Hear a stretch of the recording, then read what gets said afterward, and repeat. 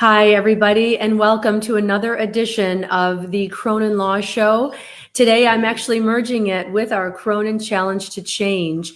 And I know for some of you who have been with me and the firm for several months now, I have brought to you several guests that have aimed to empower, enlighten, provide motivation, inspiration, and guidance through some of these unique times. And I am so grateful and honored that I do have with me today Katherine Henry. She is a force to be reckoned with. She is an amazingly intelligent and very talented lawyer who has argued about restoring our Constitution and providing just a really great foundation for what our law in Michigan really is and should be. And without getting political on either any kind of side, whether you're a Republican or Democrat, I think it's very important, her message that she brings to all of our viewers and to all of us here in Michigan to really understand our Constitution and what following our Constitution means. And our state and our nation was founded on very simple principles that have really faded over time. And I am so, again, pleased to bring to you Katherine Henry. She has her firm, Restore Freedom with Katherine Henry. She is a constitutional lawyer, and I am very happy that she's with us today. Her time is very valuable. She has a lot going on. She's working around the clock. And Katherine, thank you so much for joining us here on the Cronin Law Show. Yes, thank you for having me. So I know that you've been through the gamut with circuits of interviews, and not only that, you're working around the clock trying to meet all these deadlines. Tell us a little bit about, where you came from and why constitutional law. Why is that a passion of yours? Well, I actually was born in the UP. So, you're from Michigan when you say I was born on a hand. And then I grew up in Orlando, Florida, and I spent 10 years in Minnesota. Actually finished high school, college, and law school there. Moved back to Michigan about 12, 13 years ago. And, just opened my own law firm back then. And I was doing everything, divorces and landlord-tenant and real estate. And I always felt like there was something else I was being called to do, but sometimes it takes us a while to find that. And I've done many years of mediation, all kinds of ADR, everything from special education mediation to restorative justice to divorce mediation, no-fault cases, you name it.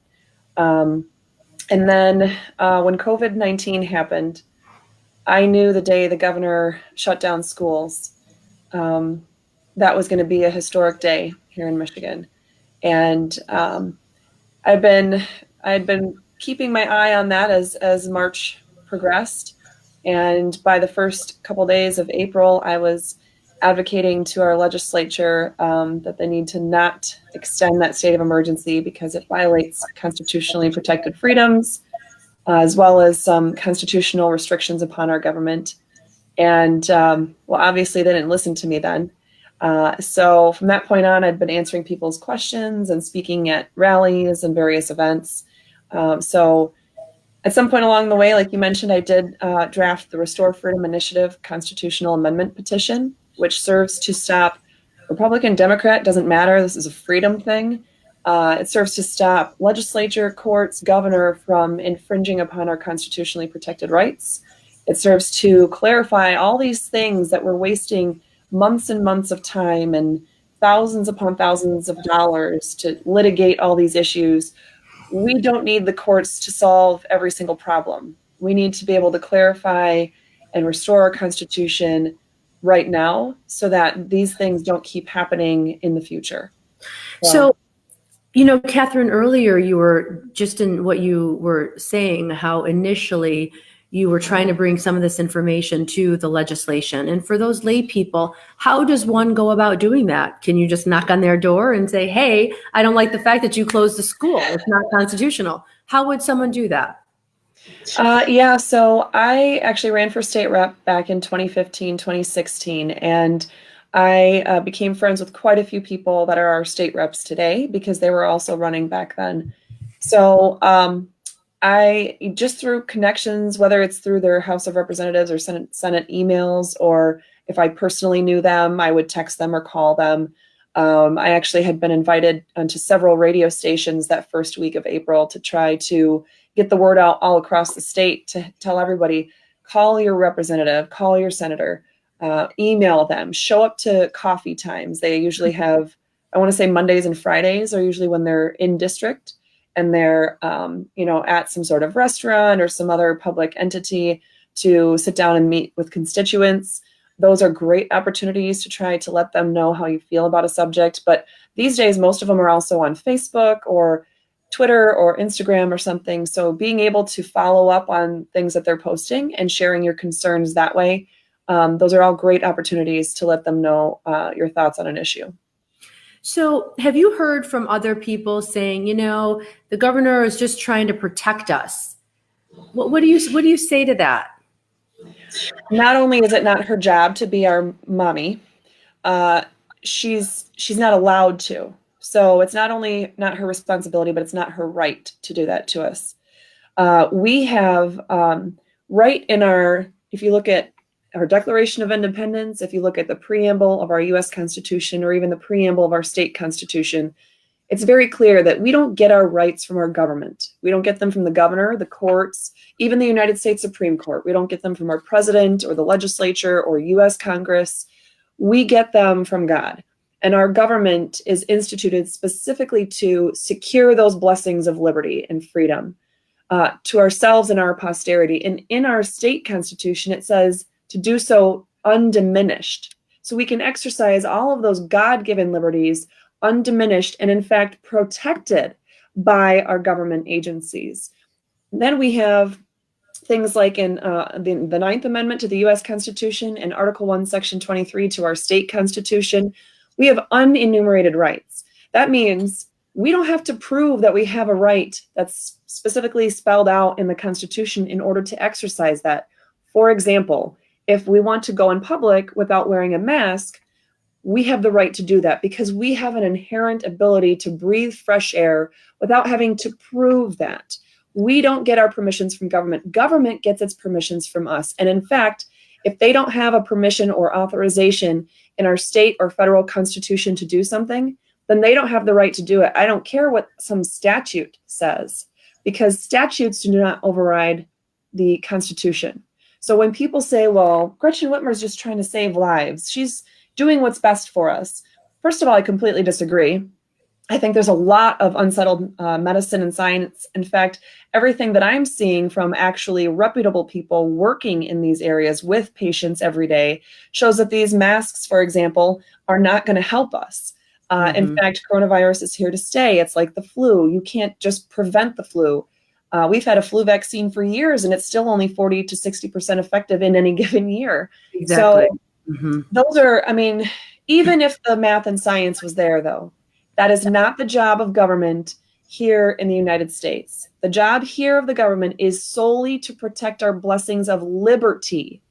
So we need to keep all that in mind when we're trying to figure out how much is the government there to parent us or police us or protect the public welfare. Yes. In fact, just as a side note, the U.S. Constitution does not say the word health at all in the whole thing. Welfare, the word welfare is only mentioned twice. First in the preamble to promote the public welfare. And then later on, it's Article 1, Section 8, I believe, that lists the ability to provide for the common welfare, but that's in the context of financial spending. So we have the government has the right to raise, funds through taxes or imports or all those other things. And in so doing, they can then provide for the common defense and public welfare or general welfare of the United States. That's not to tell us what to do in every single sense or regulate it. That's to provide for it, to allow for those instrumentalities or services to be there. So it's just some food for thought when people think that it's the government's job to protect us for health reasons. Right. So tell us a little bit about how this whole case came to be. And I know people are a little confused about who hired you, what it actually is, and, you know, how it came to be. So the court case at the Michigan Supreme Court ruled on Friday. That was actually, so I'll explain my role in a second, but where it stems from is the plaintiffs are 3 doctors' offices and then 1 patient who was denied services because of the governor's executive orders. I believe it was a hip or knee replacement that they needed. And of course, the doctors' offices are doctors that could not provide much of their services to people who need it. So they came together as the plaintiffs. They filed in federal district court. That's the federal trial court level. And that's actually where the case itself still sits as a whole. But the federal court. Were you their attorney at that time? I'm sorry for interrupting you, Katherine. No. Yeah, I'm not. Yeah, it's a little complicated, so I'll explain my role in just a second. I'm not involved in the case at the federal level. Basically, that federal court judge said there's issue of federal constitution, there's issues of federal statutes, but if we can decide this case based on state law or state constitution, we'd rather do that instead. So who is the highest authority to explain what state law is in the state of Michigan, or whether a particular action of the governor violates state law or whether a state law violates the state constitution? That's our state Supreme Court. So they certified 2 questions to our state Supreme Court to ask, number 1, did the governor violate either the EPGA, the 1945 law, or the EMA, the 1976 law, by issuing these executive orders after April 30th? And number 2, did either the EPGA or the EMA violate our state constitution, specifically related to the separation of powers clause? And so Katherine, can I just stop you 1 second? So you say after April 30th. Why that date? Is it because she only had a certain amount of weeks that she could mandate us to stay home? But isn't that unconstitutional as well? I would argue that the plain reading of our Constitution and those statutes says, in fact, I did argue in the Supreme Court on September 9th that every single one of these orders was unconstitutional from day one. Okay. Whereas the plaintiff's attorney actually said that they conceded that the orders were legal and constitutional all the way through up into April 30th. So now I guess could be a time where I could tell you what my role is. The legislature also had a lawsuit, still does have a lawsuit against the governor. And that's been making its way through the state trial court level at the Court of Claims, and then it went to the Court of Appeals. Before it got to the Court of Appeals, the plaintiffs and the governor actually both asked to be able to jump right on over to get to the Supreme Court. From that point on, I had been filing an amicus brief, basically saying to the court, I don't represent a specific party here in this case. I represent the interests of someone or others outside of this case, but I have a different perspective to offer that will help you solve the issues or resolve the issues here. So I came in as a defender of the Michigan and U.S. constitutions on behalf of Restore Freedom, the overarching name of the movement that I'm working on here. And so I filed briefs in that case with the legislature's lawsuit against the governor, several now because it's been bounced from one court to another. It is back before the Supreme Court, and they have yet to rule on if they are going to take that case at this stage. But I also, when this case was brought in from the federal district court to certify these 2 questions, I filed an amicus brief there as well, and I asked for oral argument. And at one point in time, I was the only attorney that had been granted oral argument. The legislature was subsequently allowed to argue as well. The legislature's attorney argued right after me on September 9th. And then there was the House Democratic Caucus, I believe, was the other amicus that was allowed to argue. So there were 6 of us attorneys that were arguing the case that day. So just to be clear, I didn't represent the plaintiffs. I don't represent plaintiffs in any of these cases that I've been involved in so far. I do have cases I will be filing that are similar in nature, but not the ones that are presently before the court. So that's been my role. So then after the court rendered its decision, then now what happens? I mean, we have differences of the interpretation of the order. So how can that be? That is our governor's creative reading skills. That has nothing to do, there's no basis in law with that whatsoever. In fact, we have, I'm just going to grab a case here. So the governor is claiming, well, she told everybody on Friday afternoon when they came out and said, yes, the governor violated the Emergency Management Act of 1976 by issuing orders after April 30th. And yes, the other law, the 1945 EPGA, is entirely unconstitutional. Therefore, she has no legal basis for her executive orders at all. So that's what they said on Friday. Now, what the governor came out and said minutes afterwards at a press conference was, well, my orders remain law for at least 21 days. That's not true at all. First of all, her laws are never, or her executive orders are never laws.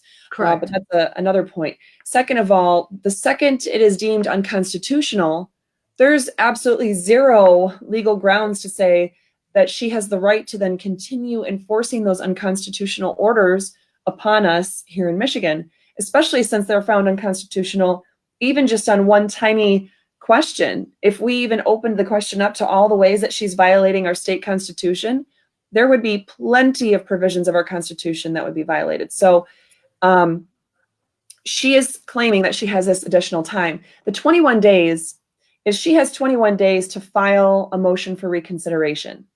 And typically, because of that, if there was a specific order or judgment that was going to come out from the Supreme Court relating to this case, then that judgment wouldn't be issued for 21 days because they want to make sure that nothing is, unsettled while they issue the judgment.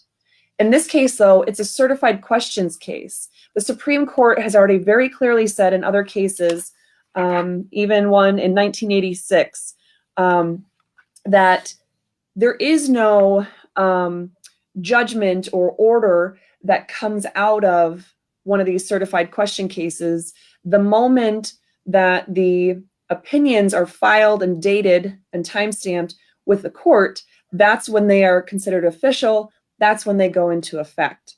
So on Monday this week, she did two things. Mm-hmm. She filed with the Supreme Court a request to have the precedential value, meaning the whole effect of the decision, for that to be set aside for 28 days. And then they also issued through the Department of Health and Human Services practically the same restrictions upon us through emergency orders under some public health code statutes. Mm-hmm. I've been warning people about those public health code statutes since April, but apparently nobody really wanted to listen. Now they're listening. So, we keep getting these various alerts from different counties saying that they're trying to still limit the gatherings and the wearing of masks, mandating that, the different venue capacities, still closing businesses or restricting, the patronage of those businesses. And it's mind-boggling how that can happen, with something that was just rendered from our Michigan Supreme Court. I mean, just for our viewers to understand, you can't get any higher than the Michigan Supreme Court.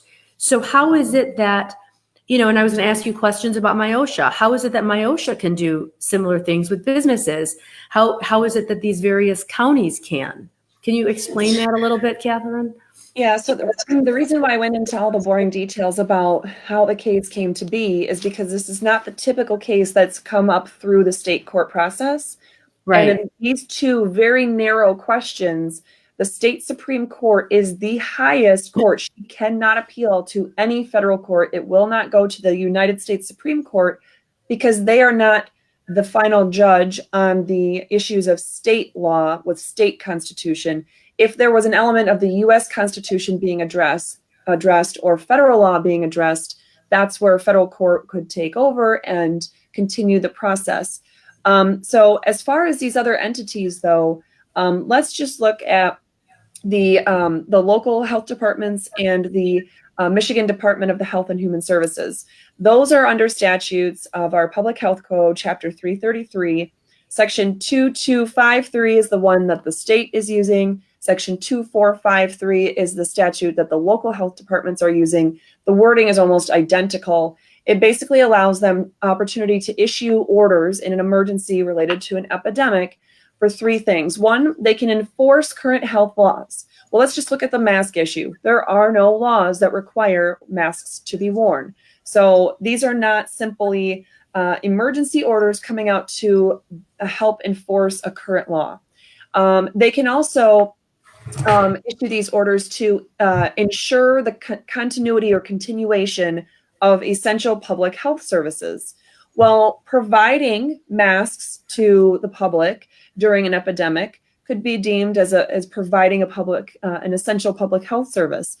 Providing education on COVID-19 and possible treatments for COVID-19 and awareness about symptoms and transmission. Providing the educational piece to that, I would argue, would definitely be a essential public health service being offered.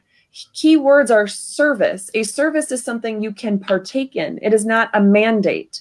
That does not allow them to mandate that the public wear masks. It does not allow them to mandate the reduction of seating in restaurants or stores, or the closure of movie theaters or bowling alleys or amusement parks. None of that. So then that brings us to the last prong of these opportunities to use under these two statutes. That is the language of that law actually says that they may prohibit the gathering of the people for any purpose. Well, that seems to clearly, yeah, I guess for any purpose they could prohibit. That seems like it's legit, but we have this little thing called the U.S. Constitution and this other little thing called the Michigan Constitution.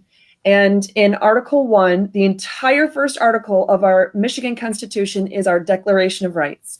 And Section 3 and Section 4 allow us the right to peaceably assemble, to consult for the common good, to petition our government for redress of grievances. Article 4 or Section 4 picks up with the religious freedoms, the ability to worship God according to the dictates of your own conscience. So that could be in a church of 500-600 people. That could be outside or inside.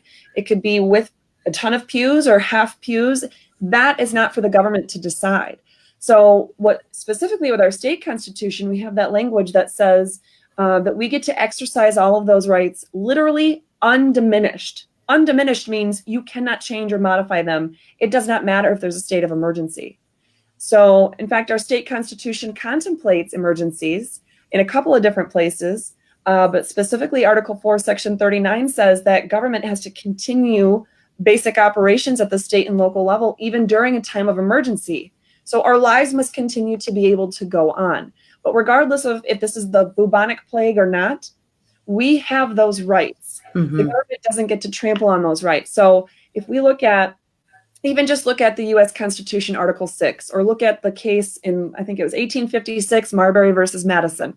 If you have a law, a statute, that goes against something that's in the Constitution, that statute is like it doesn't even exist. It's void. It's unenforceable from the word go. We don't need to wait for a court to sort it out and to tell us that we don't have to follow that. We are given those protections for our rights in those constitutions. So when we have a public health order that's trying to limit our ability to assemble or gather for any purpose, that is one of the most blatantly unconstitutional statutes I've ever seen. And we're seeing these local health officials and the state director of the Department of Health and Human Services that are members of the executive branch. Mm-hmm. They are Governor Whitmer's subordinates. And yet they are claiming, and she is claiming in press conferences and the like, that she can continue to exercise the exact same powers that just got struck down as a separation of powers issue by the Supreme Court on Friday. She now can continue to do that under these other two statutes. And she's telling the whole public, well, those had nothing to do with the hearing that was held and the oral arguments made and the decision that came out. no, those specific ones were not brought up, but you don't get to do what was blatantly unconstitutional over here and then go run to the next statute and then apply the same unconstitutional action and try to claim that it's all okay. So those are the issues that we're bringing up right now. So we have so many questions, and I have so many questions just from that. And it just appears, I know you said earlier that if a statute flies in the face of what is, given to us, our rights under the Constitution, then, technically it's not legal. The statute is not legal.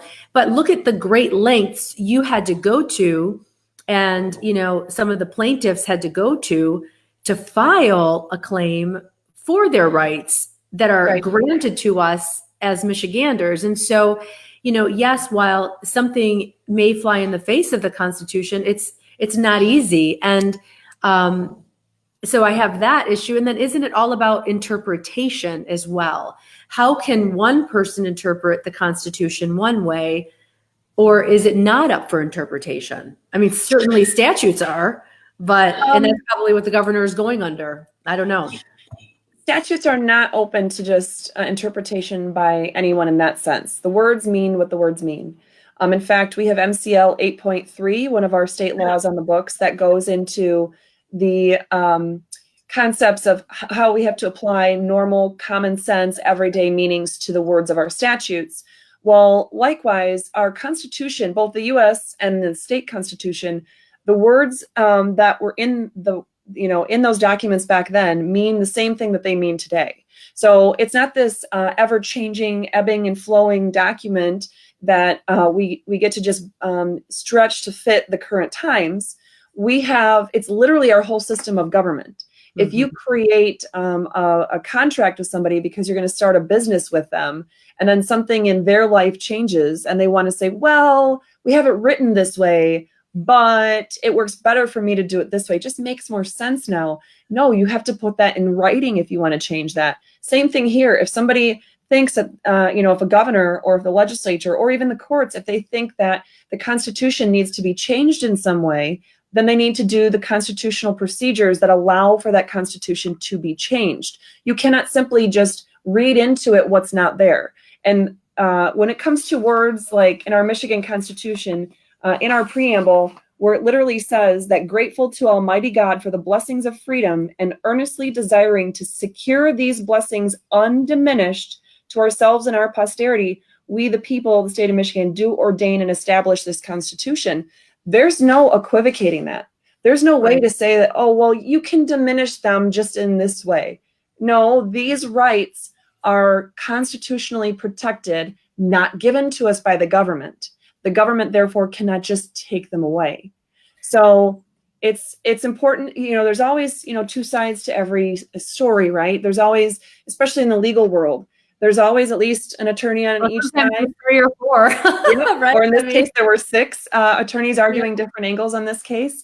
And I vehemently disagreed with everyone else that these were not even legal or constitutional from day one. They were legal from day one. But that our state law violated constitutional principles, so they were not constitutional from day one. So we need to be very cognizant of what the words of the Constitution actually say. What happens, I know our Michigan Constitution speaks a lot about, under God. What happens if someone doesn't believe in God? Do they still have to abide or, by the Constitution, or what if they don't even believe in that? What if our governor is an atheist or agnostic? She's still bound by the Constitution. In fact, in our United States Constitution, Article 6, and our state Constitution, Article 11, Section 1, require that if you're going to serve in any kind of government official capacity in the legislative, executive, or judicial branches, then you have to swear to uphold the U.S. and Michigan Constitutions. In fact, it says you can take no other oath. So we can't swear an oath to uphold the state laws, because state laws, quite often our legislature gets it wrong and they put something in there that's not constitutional. So you can't have an oath to something that might cross over or violate the other, right? So they took an oath. It doesn't say whether you like it in that moment or if it's convenient or if it's going to help you politically or if you agree with it, or only if you're Christian. Those things are not in there. It very clearly says, in order to serve in those capacities, you have to take an oath of office to uphold those U.S. and Michigan constitutions. Now, here's an interesting thing that MCL, part of our statutes, 15.151, extends that same oath of office to every single employee or agent of any government agency or local government office. So whether you're a school teacher or a janitor, or whether you are a state police officer or anything in between, if you work for the government, if you are the director of the Department of Health and Human Services, if you are the local health officer in your area, you take the same oath that I took when I got sworn in to practice law here in the state of Michigan, to uphold the U.S. and Michigan constitutions always, not just when it's convenient or when you're not afraid of whatever, a plague, a disease, of whatever. So I understand that can be a tough concept for some people, and they like to misread the First Amendment of the U.S. Constitution. A lot of people scream about separation of church and state. Those words are not in our Constitution, and they're not in the Constitution for a reason. So hopefully that answers your question a little bit on that. No, absolutely. I could talk. I mean, you're just so intelligent and just so spot on so many issues. I have some questions coming in, and I would like to address them from our viewers. And one has to do with MIOSHA. I know I brought it up a little earlier. And, MIOSHA has statutory regulations on how things operate, obviously, with businesses, dental offices, restaurants, food trucks, et cetera.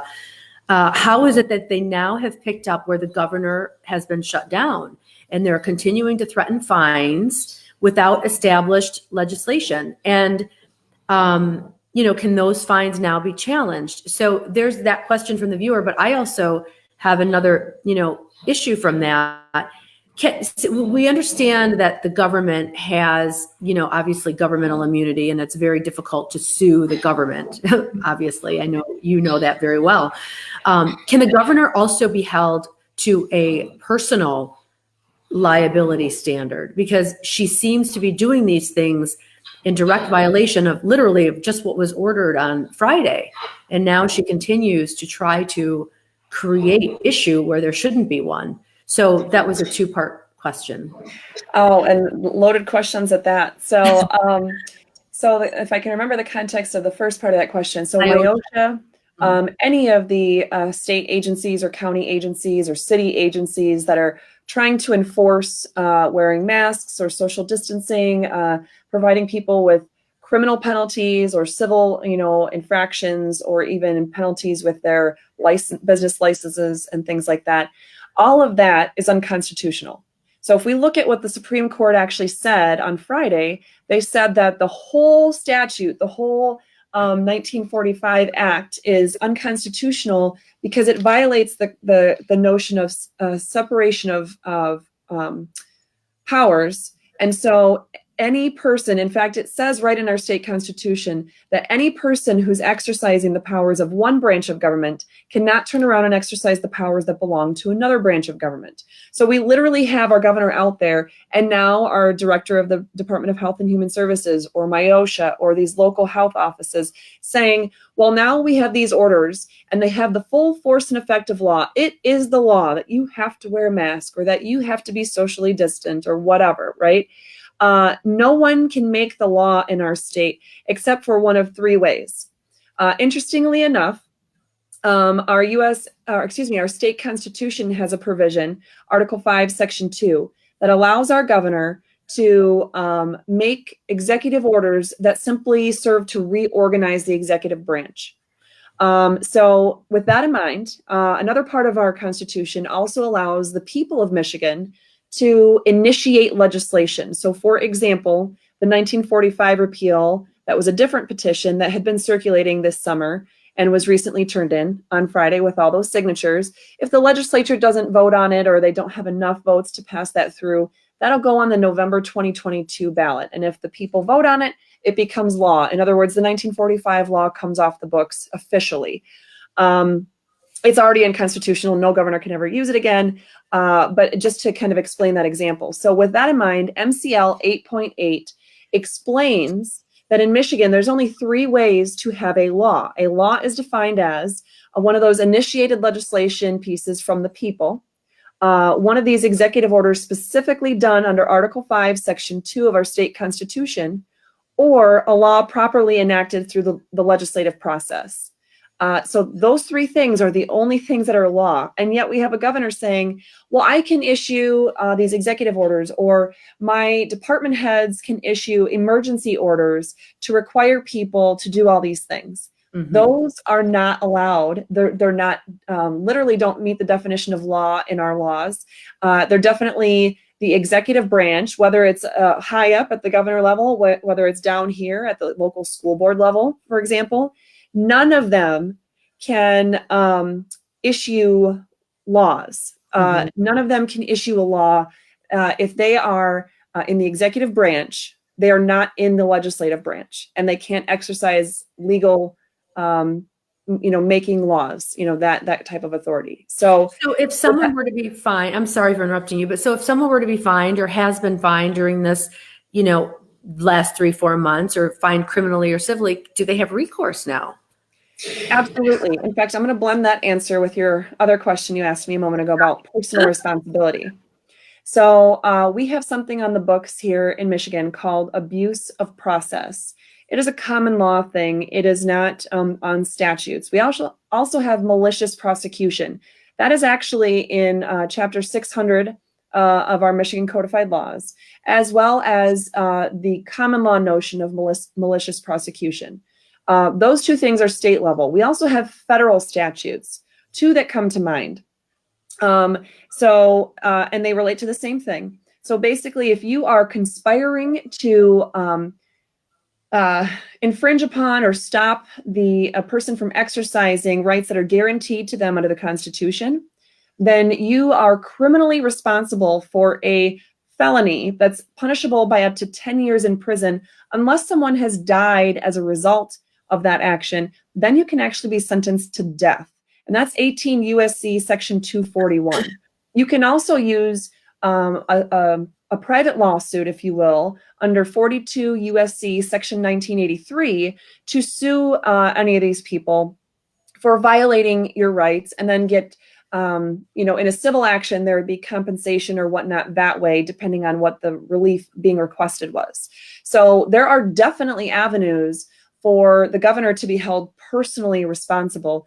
In fact, I've heard that there are several people that either have or are filing Attorney Grievance Commission complaints against the governor for blatantly violating our Constitution, for blatantly violating state law, and then for blatantly lying to the people about it. For example, when she said to the people on Friday afternoon, I believe it was, anyway, sometime in the last few days, she told the people of Michigan that the Supreme Court said that she didn't violate any laws, and her orders stay into effect. They're legally enforceable for at least another 21 days.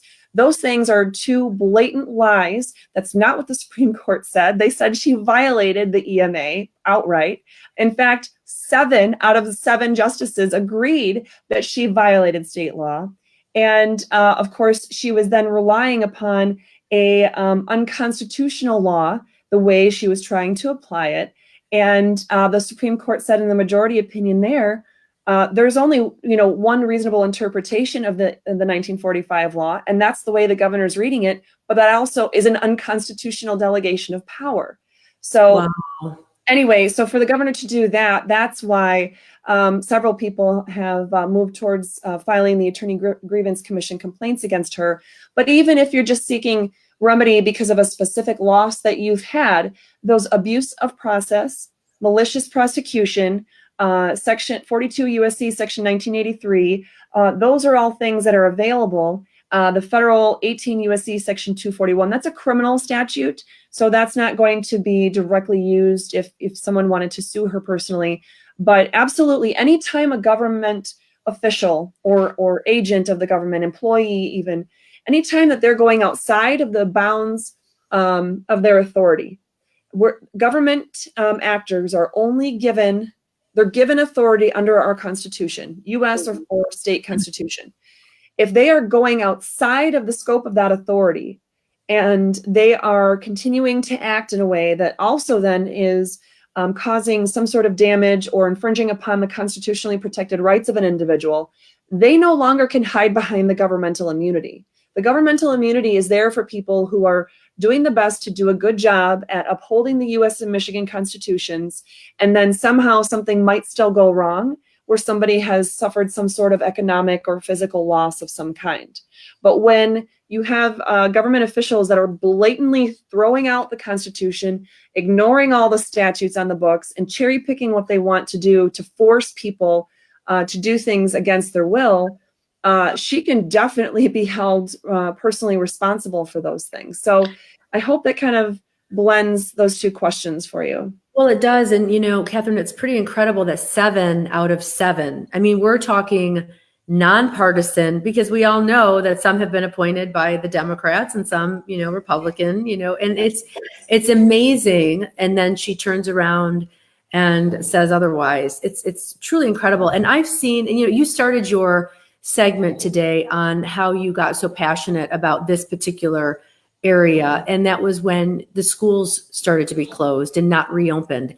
And I too am passionate about that. And I, in my practice, as well as, with my own family, I'm, a single mom of 3 little kids that, the schools were shut down and it was very difficult for them to homeschool. And children are the least affected by COVID. We know that by science. We've seen it.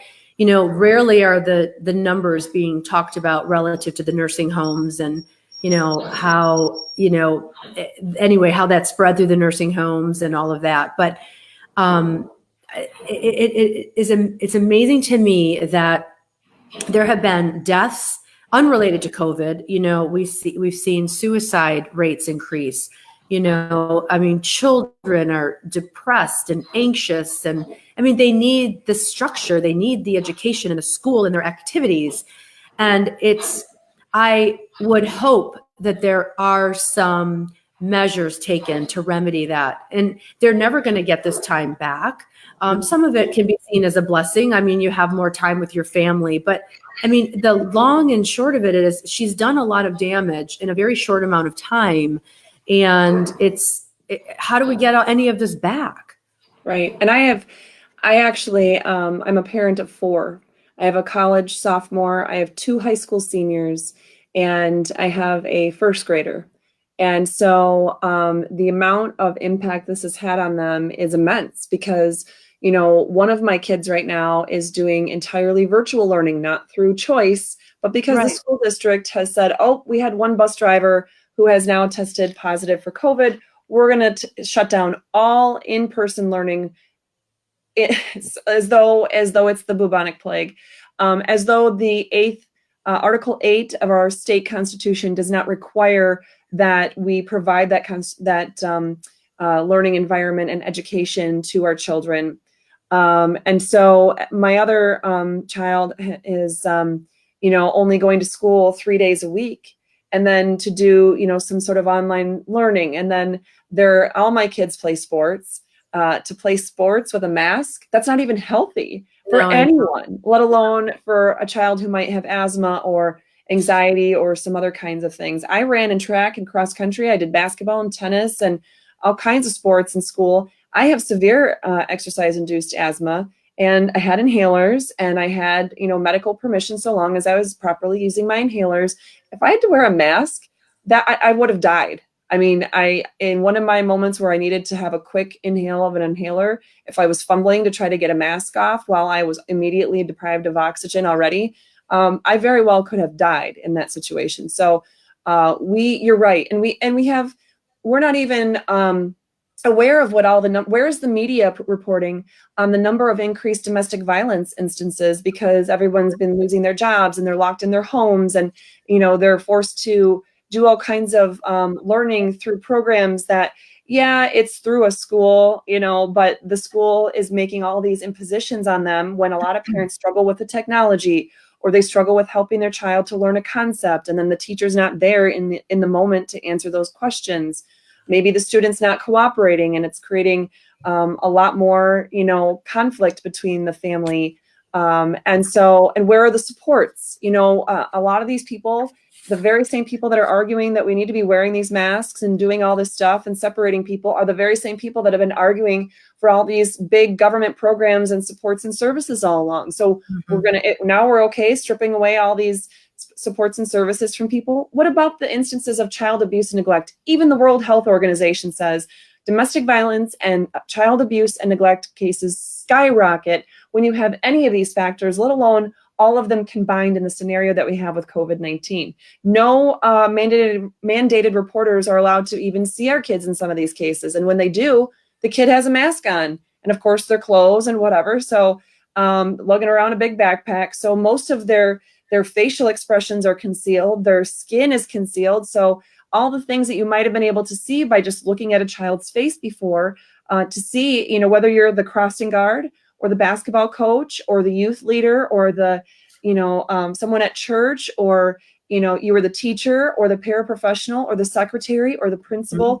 All of those people that have been in our children's lives are now basically removed from all of those functions, and we'll never know how many children now have not been reported to have been suffering through abuse and neglect situations, but yet who have needed our help the most during these times. Right. So you're right. It is a much bigger, you know, we're focused on the few, like in the nursing homes, the immunocompromised and the elderly who have weakened immune systems.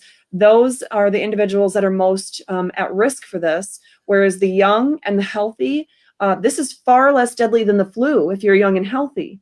And not even just young, but I mean, under 60 and healthy, generally speaking, you are not going to have the severe complications from this. It's far less deadly than the flu. So why are we doing this? Why are we harming our at-risk populations by making them suffer alone and cutting off all of their services? It just doesn't make sense. Well, it's honestly, it's a tragedy. And in my line of work, I do a lot of domestic and family, and the rise of high conflict cases, the abuse, I mean, just skyrocketed, and not to mention the suicide attempts. And it's just been, you know, literally crazy and figuratively crazy. But what do you think about, there has been a recent bill that was recently passed in Oakland County by a senator from Oakland County regarding putting in video cameras in nursing homes, because Governor Whitmer had allowed a COVID positive patient to be placed in a nursing home, and then he ended up abusing one of the residents. And so now it's actually getting looked at, and they're trying to pass it. So I was just curious if you've heard about that, or you know, had any thoughts about that.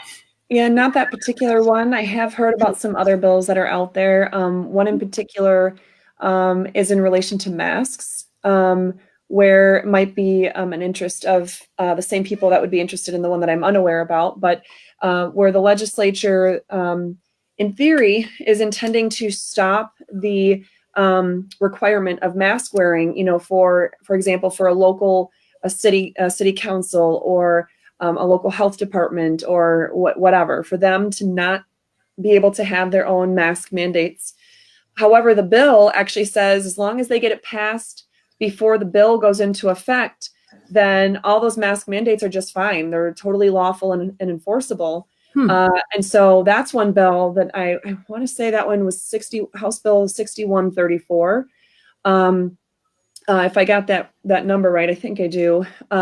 Those kinds of bills are dangerous because they come out, our Republican-led legislature has come out swinging with all these protection bills. When you read them, there's been significant problems, like the one that was purporting to provide protection against employers from they couldn't require an employee to be microchipped as a condition of employment. That's not really what the bill did. So the intent might be there, but when our legislature isn't really reading the bills, or when they're trusting the attorneys that work for the legislature, obviously we need to be concerned about the attorneys that work for the legislature at this point, because they were advising them all along to go ahead and issue that first extension and to try to pass things like Senate Bill 858, which violates so many different constitutional provisions. I can't even list them all right now. Yeah. that we need to be very careful about. We need to make sure we're passing things that can truly help us, but we need to pass things that are worded in a way that actually do help us and not hurt us, or, you know, trample upon our rights in some other way. So I would hope that that particular bill is worded in such a way that actually would provide some protections for future situations like that, and that it doesn't have one of those provisions that ends up backfiring or doing something to hurt those populations instead. Right. Well, we're getting some more questions, which is why I'm looking down a little bit. But one of the questions is, can the governor, does this mean I guess that this viewer is talking about your, the win on Friday. Does this mean the governor cannot hide the Freedom of Information Act, cannot hide behind the Freedom of Information Act, and should now provide the actual numbers and her sources? So I don't think the governor is ever going to disclose that information. I think it's going to take the next governor of the state of Michigan to go back in the archives and dig that out and share that with people, because the House of Representatives here in Michigan, I'm not sure if they were joined by the Senate or not, but at any rate, there was some part of our legislative branch that was issuing subpoenas, I want to say as far back as April. If not, then it was May. It was one of the two while ago, right, where they were subpoenaing that very information from the governor, because the information they had been receiving, the numbers were not matching up. We're hearing that over 7,000 people have died in Michigan of COVID-19. No, they haven't. Those numbers are so blatantly false and stretched and pulled in different directions that it's downright disgusting. And there's a reason why we shouldn't trust those numbers, besides the fact that we can cross-check things with, if you dig deep into the other parts of our government website, or if you even look at the CDC numbers, you'll see huge inconsistencies, and you also see the reasons why. That's a whole nother video in and of itself. I know. Direction from federal level, from CDC, to purposely increase the numbers and not go with laboratory confirmed results. But at any rate, we need to be cognizant that I don't think those numbers are ever going to come from her. Now, as far as FOIA goes, literally every single executive order that the governor has issued related to COVID-19, it's like they're gone, at least after April 30th.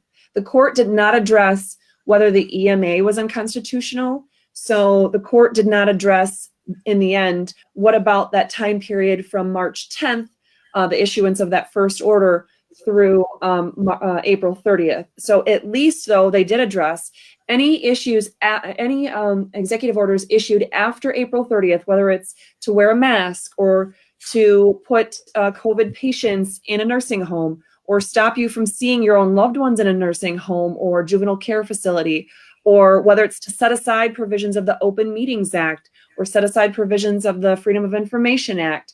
Any of those things, or that, you know, allowed us to basically shut down government services, all of those things, it's like they never even existed.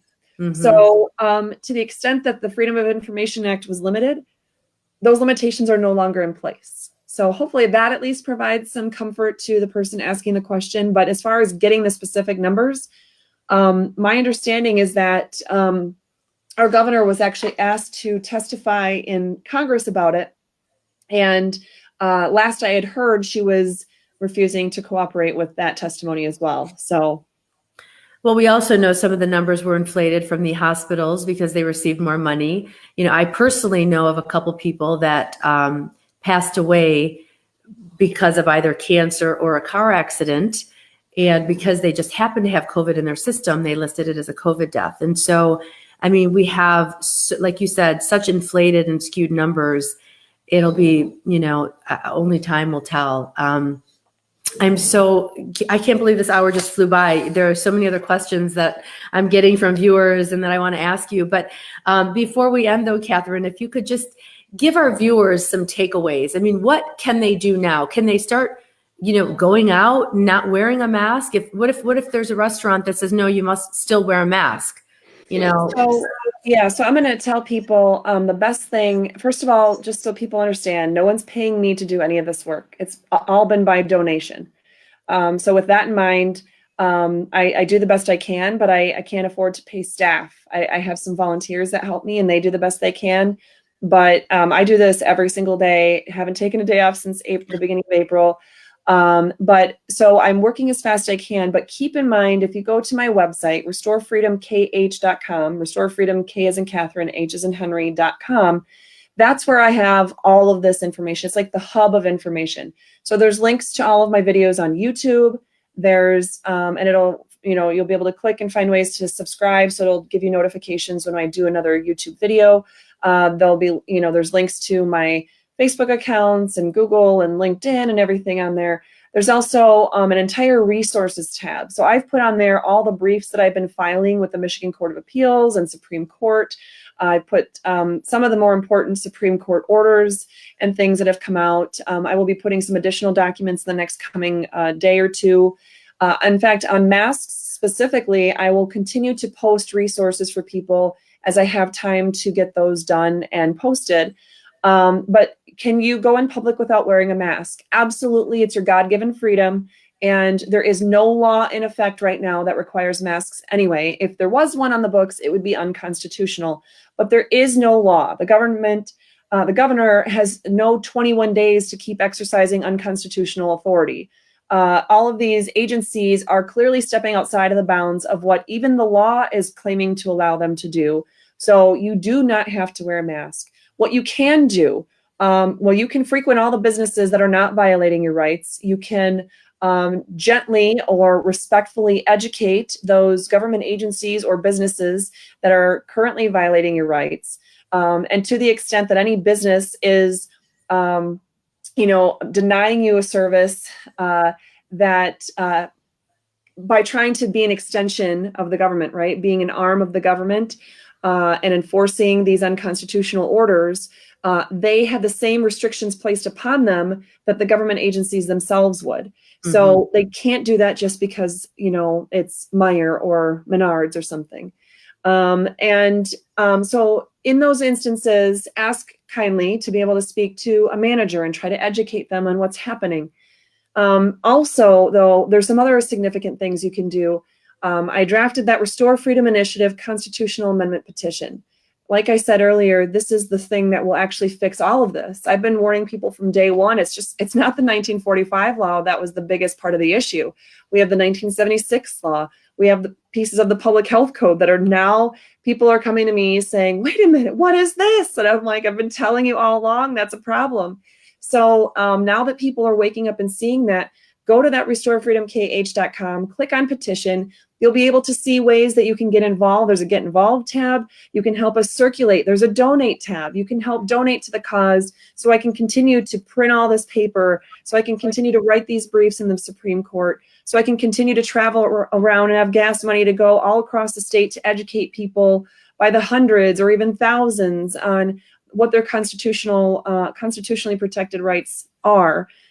So do help in any of those ways. We'd love for you to help collect signatures. We need 425,059 signatures to be turned in order to get this constitutional amendment petition on the November 2022 ballot.